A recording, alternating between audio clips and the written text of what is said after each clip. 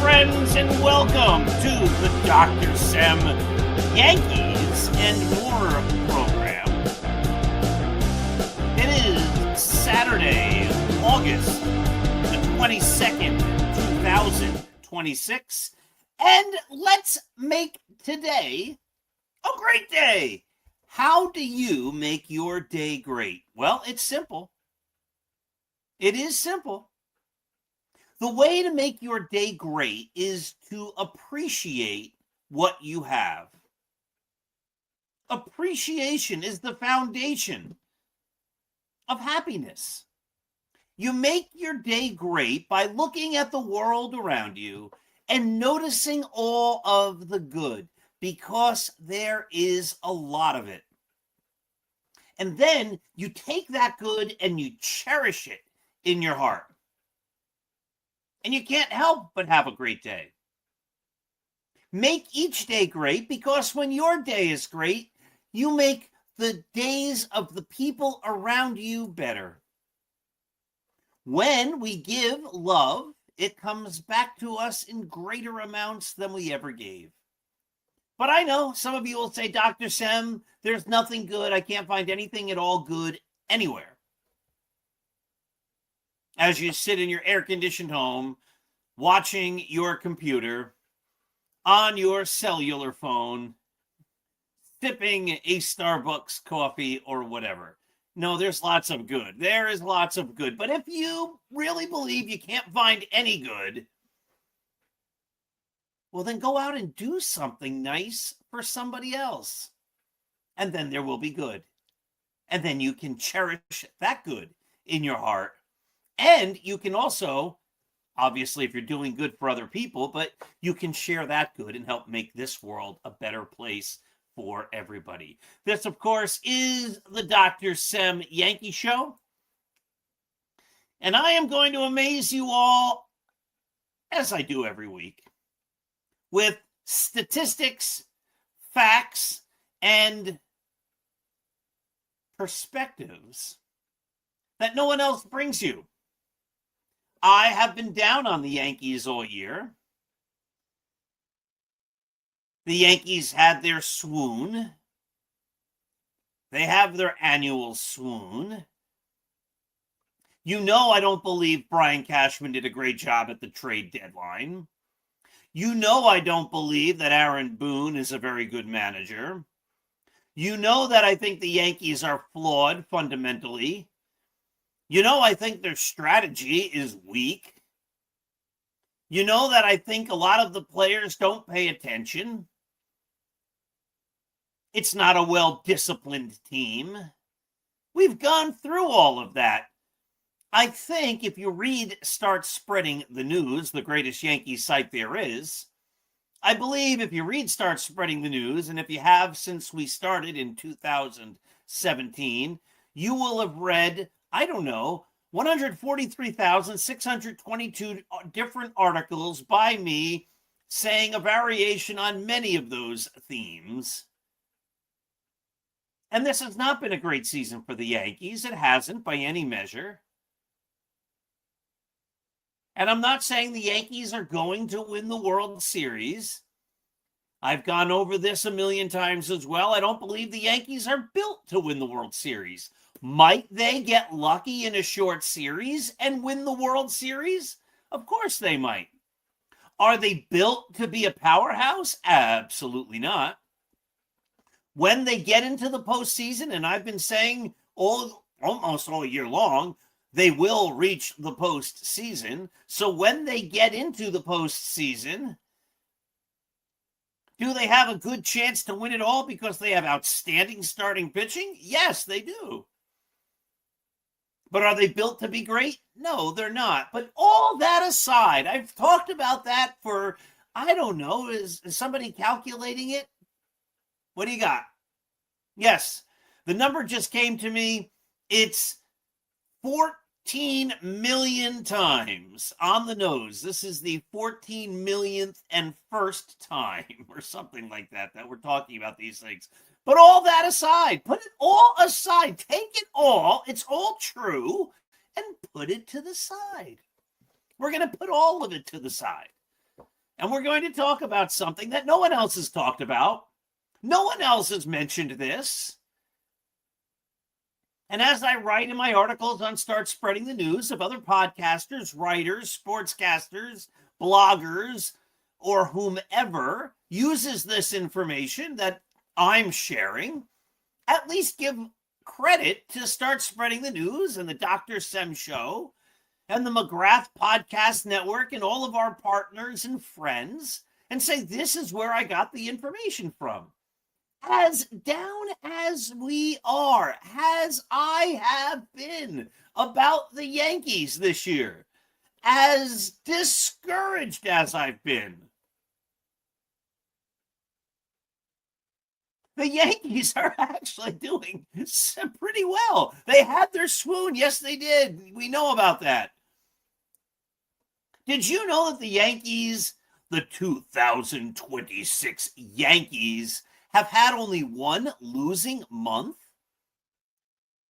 No one knows that. Everybody assumes the Yankees every month have been about a 500 team or worse, or they started off hot and they've been under 500 since. But believe it or not, Ripley, the Yankees have been over 500 in every month but one. Listen to this. Listen to this. See, you don't get this anywhere else because most people just stick with the simple narrative. March, 4-1. April, 16-10. May, 16-12. June, 12-14. Now, I know what you're saying. I already know what you're saying. You're thinking. You're saying it, and you're thinking it. Yeah, June begins, and it's been a disaster ever since. They've been a losing team since. They haven't been. No. July, 14-11. August, 10-7, barring what happened last night. This is shown originally on Saturday morning, and I'm recording this at about 6 p.m., about an hour before the Yankee game. So if the Yankees lost last night, they'd be 10-8 in August. And if they won, they'd be 11-7. What? That's right. That's what people are saying. No. That can't be possible. In the first half, the Yankees were 54-42. In the second half, so far, they're 18-13. I know, that's not true, you're saying. Of course it is. For as bad as the Yankees have been, for as frustrating as they've been, and I'm not going to go through the litany again, they're actually doing much better than I think anybody realized. Now, of course, there's the caveat. The American League isn't all that tough. There's a lot of bad teams, and when you play bad teams, you should be winning those games. And the Yankees should be building their team to be the best every single year, not just a little bit better than pretty good. But while most people think the Yankees have been losing all the time, they actually have a winning record in every single month this season. Isn't that amazing? Now, you're going to be an hour ahead, actually an hour behind. This show airs at 7 a.m. on Saturday mornings. And in my game summary, which I've started to craft some other interesting information, that goes up at 6 a.m. on Start Spreading the News. So if, again, that's startspreadingthenews.blog, go there. We put up new articles every single day at 6 a.m., 10 a.m., and 2 p.m. Plus, there's a game thread every time the Yankees play, so fans can write in and enjoy and converse with other Yankee fans, as long as they keep it polite. And as long as they don't insult players and make up ugly and crude and obnoxious nicknames. But join the game threads. They're fun. It's a great time. But you just have to be nice. If you don't want to be nice, go to a different site. There's plenty of them that want people to write obnoxious things. We don't.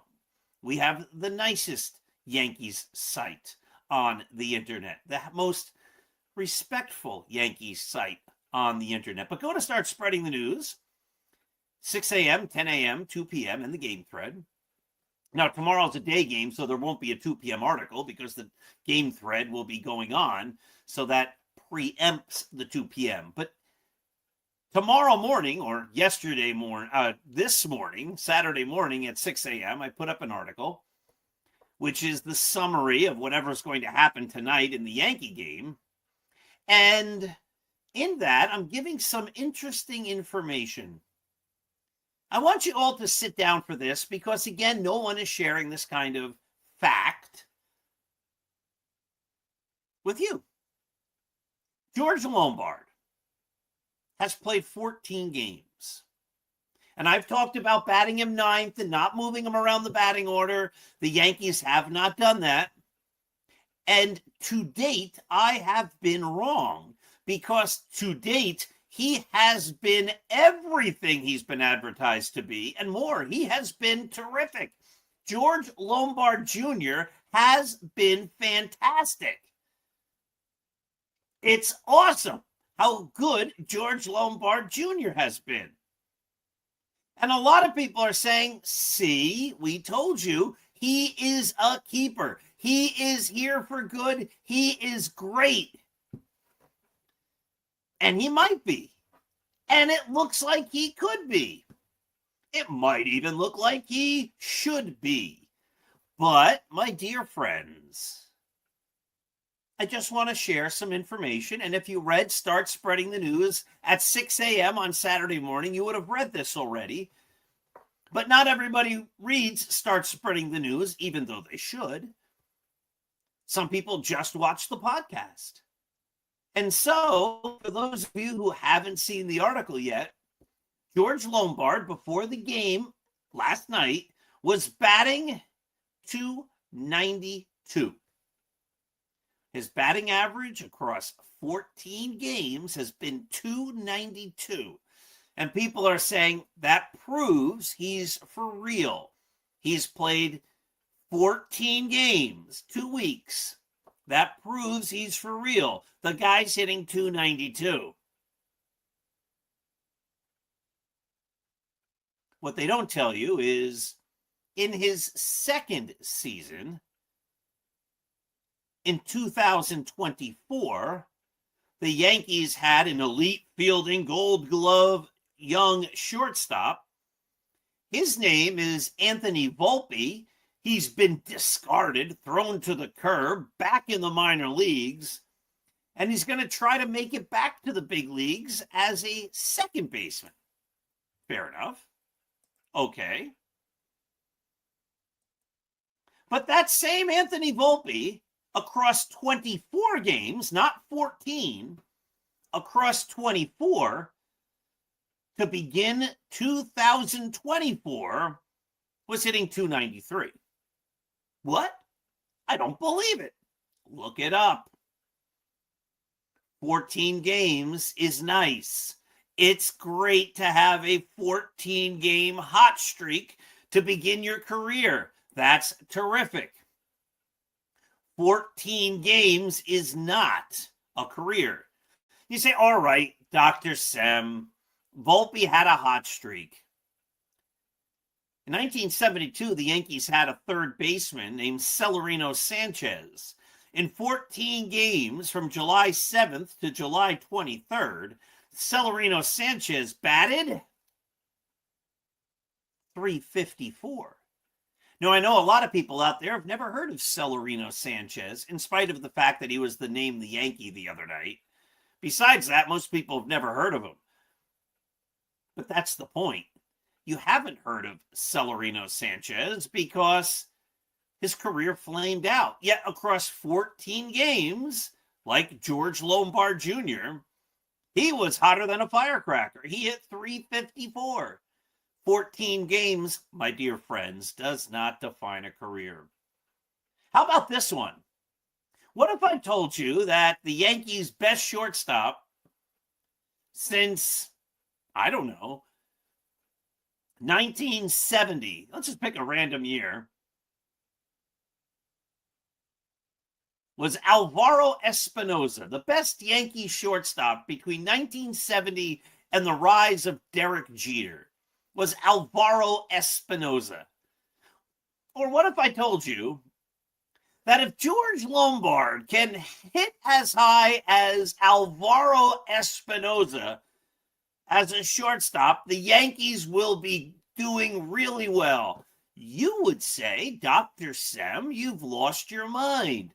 Alvaro Espinoza was not a great major league shortstop. We expect better from George Lombard Jr. But in 1989, Alvaro Espinoza, as the Yankee shortstop, 133 games into the season, was still hitting .290. That was on September 9th, 1989, and he started the year with the Yankees. 133 games that he had played. He had played 133 games, and Espy was hitting .290. 133 games does not a career make. But I had to dig deeper because it's just too much fun to make a point and then to make that point abundantly clear so that everybody understands that while we hope George Lombard Jr. is going to be great, and while it looks like he just might be great, and while he's off to a very good start, 14 games does not define a career. And really, truthfully, 14 games doesn't mean a whole heck of a lot. Are you ready? This is the knockout blow, just to drive the point home. They made up a phrase for a guy hitting 200. 200 as a batting average is this arbitrary line. They call it the Mendoza line, meaning pretty darn bad, because Mario Mendoza was not a very good hitter. If you're hitting 200, you're on the Mendoza line. If you're slightly above it, you're hitting above the Mendoza line. They don't mention it if you're way above it. And if you're hitting below 200, they say you're hitting below the Mendoza line. Well, in 1980, Mario Mendoza, yes, the same guy, that Mario Mendoza, the guy who proved so much over his career that he was not a great hitter, that they named the minimal expectation of poor hitting the Mendoza line, a 200 batting average. To begin the year, his first 26 games in 1980, you can look this all up. I did. Mario Mendoza was batting, sit down, 292. That's right. George Lombard is hitting 292 over 14 games. Over 26 games in 1980, Mario Mendoza was hitting 292.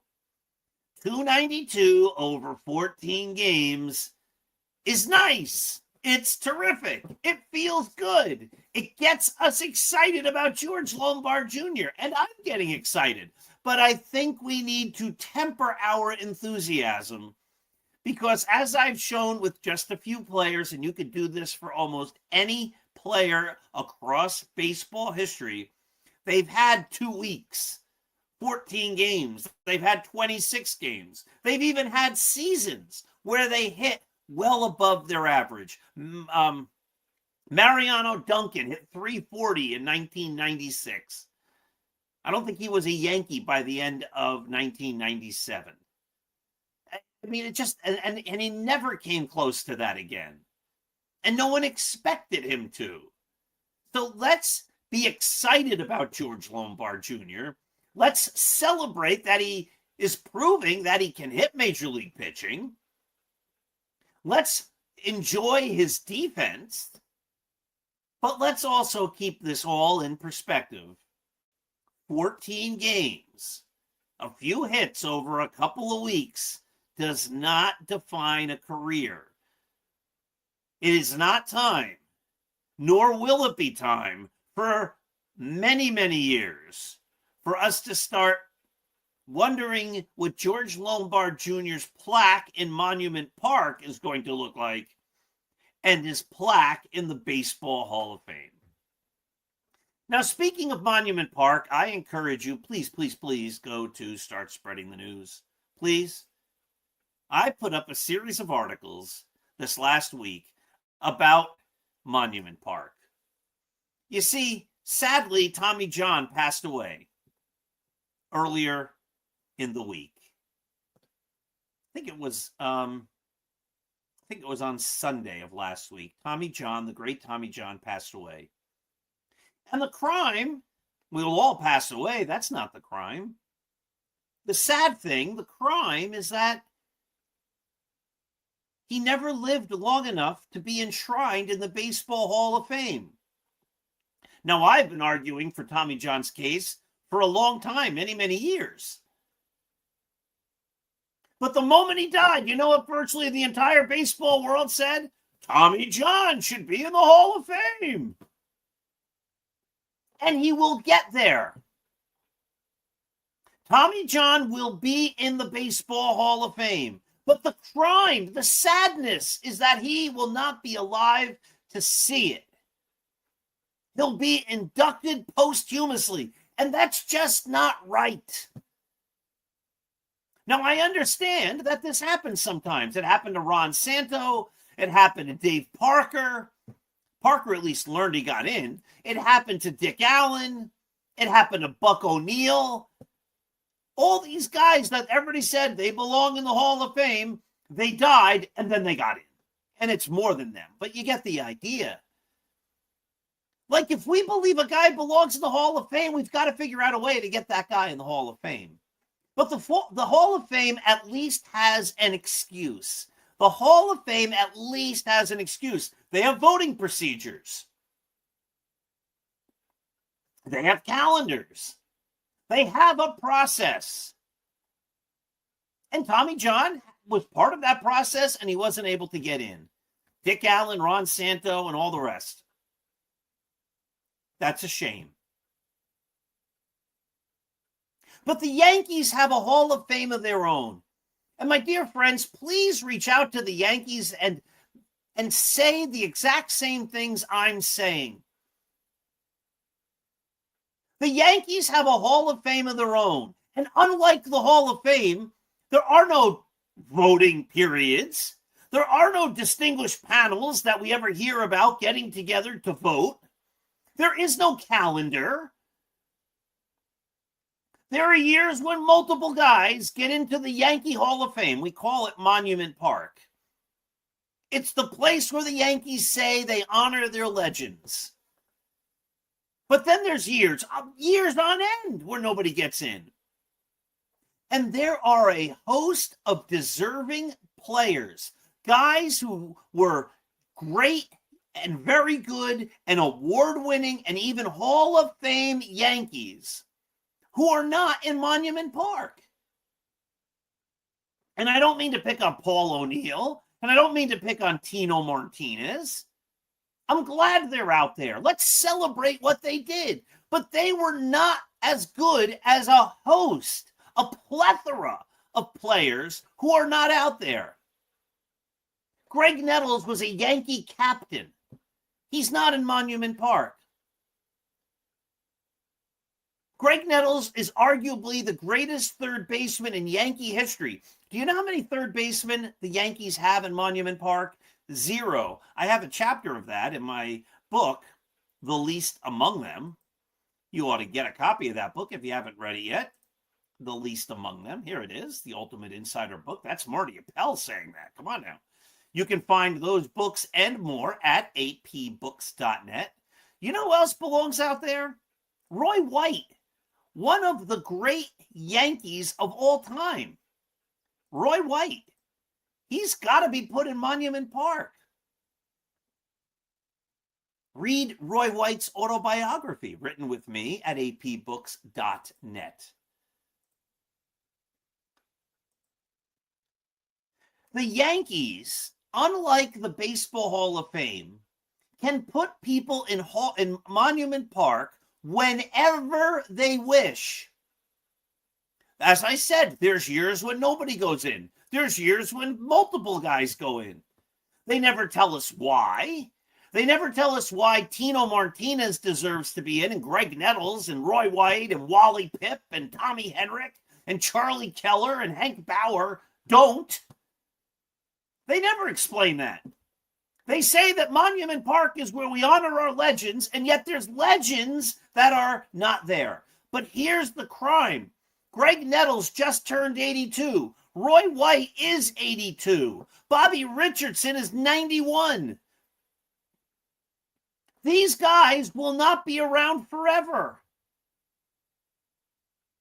And they deserve. They're better than guys who are in there. The only guy who played for the entire decade of the 1970s with the Yankees was Roy White. When he retired, he was among, and he still is, but he was among the top 5 or 6 Yankees in a host of statistical categories.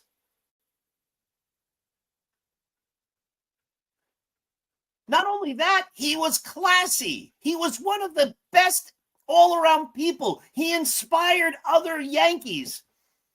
Read the book. He inspired Ray Negron. He inspired Willie Randolph.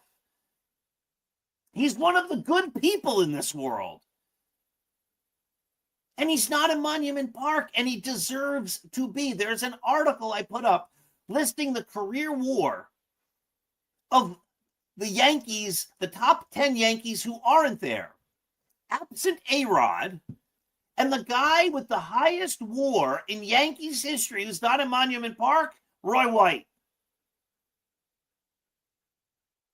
How does he not belong out there? And someday he'll get there. Someday some Yankee executive somewhere is going to go, well, how did we not put Roy White out here? He should have been out here. Roy White's 82 years old. He deserves to be there. It's time for the Yankees to say, you know what? We have denied him for decades, and it's wrong. And it is time to right the wrong and put him in Monument Park. It's time to right the wrong for Greg Nettles. It's time to right the wrong for Bobby Richardson. It's time to right the wrong for Tony Kubek. It's time, because these guys are alive and they can still appreciate it. Let them have that honor, the one that was just denied Tommy John, because Tommy John passed away before he could get into the Baseball Hall of Fame, which again, everybody now says, oh yeah, he belongs. Sure he does. Of course he does. Yet when they were voting when he was alive, they couldn't seem to figure out to say yes. And that's just wrong. It's wrong on a human level. It's wrong on a baseball history level. For the baseball history of the Yankees, it's wrong that they're denying great players a chance to be in Monument Park. I would argue that Hank Bauer, and again, I'm glad Paul O'Neill is out there. Paul O'Neill was a great Yankee. Loved him. But I would argue that Hank Bauer meant more to the Yankees, or at least as much. Plus, he was a war hero in World War II than Paul O'Neill. But if I were to take a random Yankee fan and give them a photograph of Hank Bauer and a photograph of Paul O'Neill and say, you can keep this photograph. You may keep it forever. But you can only keep one. You can either keep O'Neill or you can keep Bauer. And I'm going to send you on a tour of Monument Park. And when you leave Monument Park, you tell me which of those two pictures you want to keep. To a person, the uninformed would keep Paul O'Neill and they would hand back Hank Bauer. Though you could argue that Hank Bauer was the better player. If the Yankees have Monument Park, a place to honor their legends, it's not fair to Hank Bauer. And it's not fair to Yankees history that he's not recognized there. He should be. Let's celebrate Tino Martinez. Let's celebrate Paul O'Neill. Let's celebrate Reggie Jackson. I've told the story a million times. When Reggie hit those 3 home runs, that solidified as a 9-year-old kid my love and never dying passion for the Yankees. I had tears of joy. I've told the story before a million times. Reggie will always have a strong place. I have a poster, a print of Reggie hitting that last home run in my office at home. I look at it every day. Reggie brought me great joy, but he was a Yankee for 5 years. Roy White was a Yankee for 15. Reggie's career was filled with controversy, fighting, anger. Roy White's career was filled with class and dignity.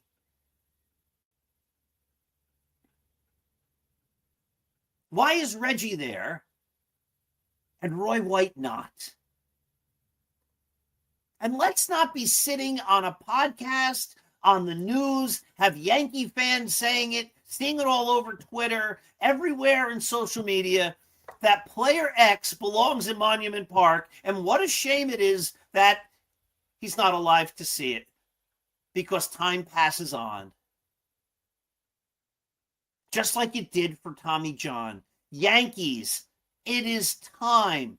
You don't have any rules for Monument Park. You don't have a voting process. You don't have a calendar that says only certain times can people be voted in. Yankees, you can decide this any moment you wish. You can do it right now. The Yankees could issue a press release right now and say, you know what?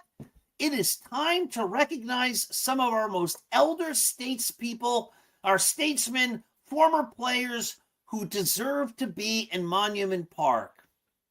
Let's put them there. Let's give them that one last or one more special moment of glory to let them bask in that joy. Let's do that because it's the right thing to do for that player. It's the right thing to do for that player's legacy. It's the right thing to do for that player's family. And it's the right thing to do for Yankees history.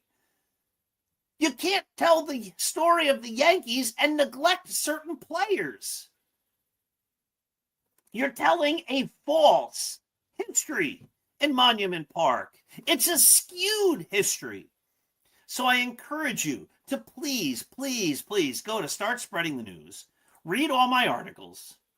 I talk about how unfair and arbitrary it is in Monument Park.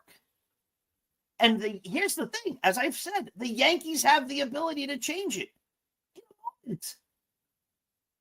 They can do it right now. It's the right thing to do. Yankees, do it. Do the right thing. This one's simple. It's easy. It's not even controversial. We have a great place for great Yankees, and those guys are great Yankees. Let's recognize them. Dave Whitfield isn't out there. It doesn't make any sense, except if the Yankees are holding grudges or something. Or you can't say, well, they don't meet the standard, because these guys were as good or better than guys who were there by a long shot. And you can't say, well, that guy meant more to the team. They meant more than the guy who was the Yankee captain, Greg Nettles. How do you make that argument? He was so well thought of, they made him the team captain. And yet they don't put him in Monument Park? Well, they have too many third basemen already. They don't have any. I mean, come on. It's just silly. It's wrong. It's unacceptable. It's time for the Yankees to do the right thing. Honor the players who deserve to be honored while they can still enjoy and appreciate it. Please, Yankees, do that. Please. It's the right thing to do. It would be nice to see the Yankees doing the right thing. All right, we talk about giving love, right? We talk about sharing happiness. We talk about looking at the good around us and giving it. We talk about, and I believe this entirely because it's happened my whole life, when you give love, it comes back to you in greater amounts. Give that love. Yankees, give that love to those players. Read my articles from the week. You cannot read those articles. And the last one, called The Arbitrary and Unfair Nature of Monument Park, links to all the other articles I wrote this week, which are just some of the million articles I've written about it since 2017 on Start Spreading the News. But read those articles and you can't come to any other conclusion that, yeah, the Yankees have done a bad job to date with Monument Park. They need to fix it. So fix it. You can do that today. Do it, please. You'll be glad you did because it's the right thing to do. And when we do the right thing, it makes us happy and then we can have a great day. Let's make every day a great day. My dear friends, thank you for watching. This has been the Dr. Sem Yankee Show. I'll be back here again next Saturday morning at 7 a.m. And the show is also repeated every Tuesday at 5 p.m. And it's also linked on Start Spreading the News. Have yourselves a wonderful, terrific, great, fabulous, and enjoyable day and an enjoyable week. Thank you for watching. Let's go Yankees. Let's hope they keep winning. Let's go Yankees. All right. Have a